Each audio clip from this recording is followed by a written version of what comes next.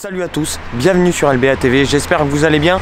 Aujourd'hui un format un tout petit peu différent, je suis à Pont-de-Vaux, à quelques kilomètres de Mâcon, chez Lortec. C'est là où Mitsubishi et Ralliart avaient leur quartier pour préparer le Paris-Dakar à l'époque où la marque était engagée vraiment profondément dans le rallye raid. Et du coup, on est un petit peu plongé dans l'histoire de Mitsubishi et du Paris-Dakar. J'ai été invité par les équipes d'AB Moteur et de V6 à découvrir, aussi à l'occasion des 100 ans de Mitsubishi, plusieurs Pajero du Paris-Dakar évidemment, dont un tout particulièrement dans lequel j'aurai l'occasion de faire un petit tour avec Anthony Beltoise. Excusez-moi du peu, c'est parti, on rejoint les équipes d'AB Moteur et la production et on va jeter un petit coup d'œil chez Lortec, découvrir les deux premiers protos de la journée, c'est parti.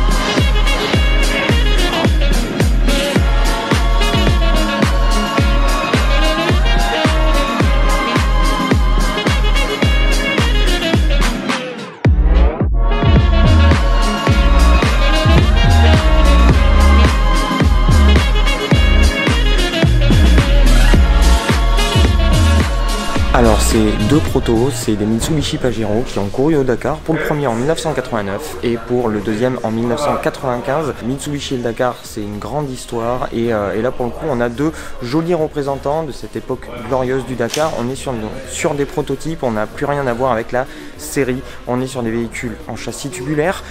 Suspension indépendante, celui de 89 est le premier proto Mitsu à avoir bénéficié des roues indépendantes sur le Dakar. Et ensuite on va avoir un moteur en centrale avant, un 4 cylindres 2 litres 6 turbo de 270 chevaux et un réservoir d'essence de 500 litres à l'arrière, une tonne 7 à vide. Ça roulait plutôt fort, je dois vous dire. Pour le découvrir, moi je monte avec Anthony en voiture cet après-midi, je vous fais découvrir un petit peu mes impressions et les impressions d'Anthony sur ce proto Mitsubishi Pajero du Dakar de 89. On passe sur la piste, c'est parti.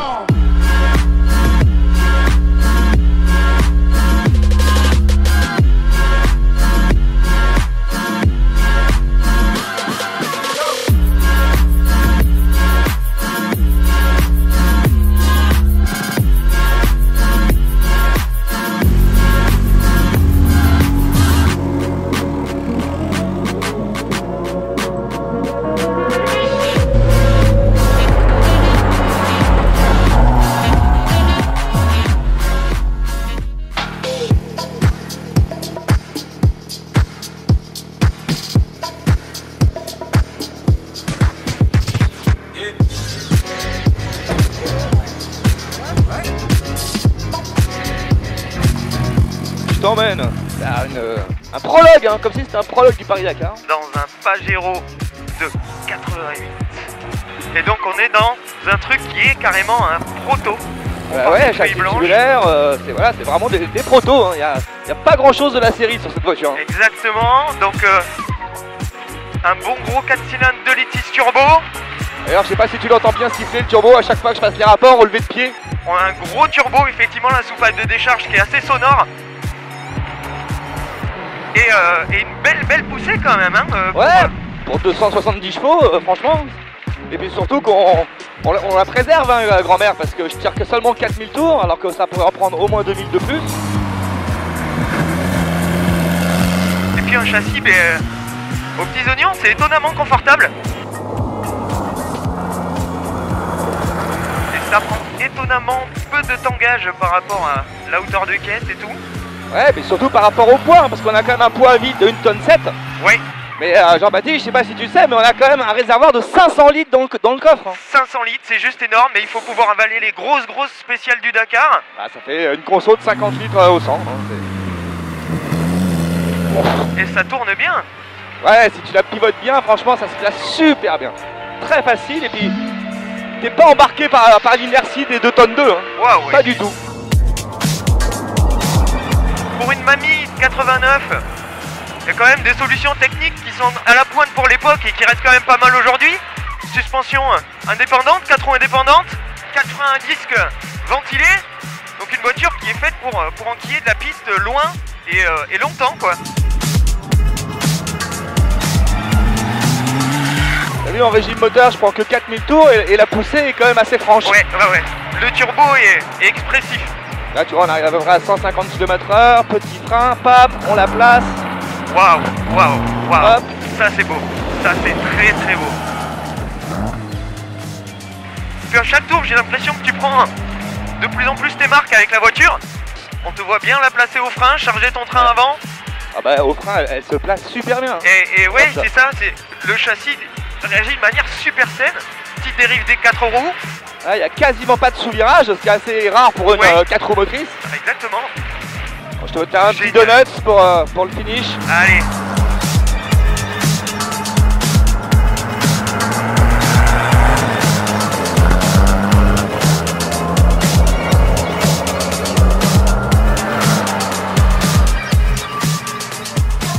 C'était tout simplement génial. Merci Oh, Anthony, Un c'était plaisir Jean-Baptiste. super chouette. Vraiment l'éclate.